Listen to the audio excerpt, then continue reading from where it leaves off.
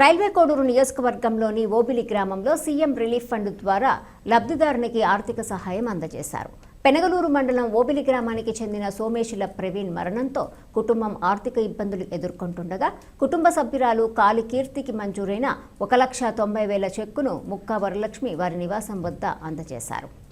ఈ సందర్భంగా ఆమె మాట్లాడుతూ ప్రజలు కష్టకాలంలో ఉన్నప్పుడు ప్రభుత్వం అండగా నిలుస్తుందని, అర్హులైన ప్రతి కుటుంబానికి సీఎం రిలీఫ్ ఫండ్ సాయం అందేలా కృషి చేస్తున్నామని తెలిపారు. అలాగే నియోజకవర్గ పరిధిలోని పలు గ్రామాల్లో పర్యటిస్తూ లబ్ధిదారులకు చెక్కులు పంపిణీ చేయడం జరిగింది. ఇటీవల ప్రమాదాలకు గురైన బాధితులను పరామర్శించి వారి ఆరోగ్య పరిస్థితిని తెలుసుకున్నారు. కార్యక్రమంలో ఎన్డీఏ కూటమి నాయకులు, స్థానిక ప్రజాప్రతినిధులు పాల్గొన్నారు. గ్రామస్తులు ప్రభుత్వానికి కృతజ్ఞతలు తెలిపారు. మా ఊరు ఓబిలి, మా మండలం పెనగలూరు మండలం. మా ఆయనకి కొలన్ క్యాన్సర్ వల్ల చాలా బిల్ అయిపోయింది హాస్పిటల్లో. ఆ బిల్స్ అన్ని తీసుకెళ్లి రూపానంద రెడ్డి గారికి పోయి సహాయం అడిగితే సీఎం ఫండ్ కిందకి పెట్టి మాకు బిల్స్ శాంక్షన్ చేశారు.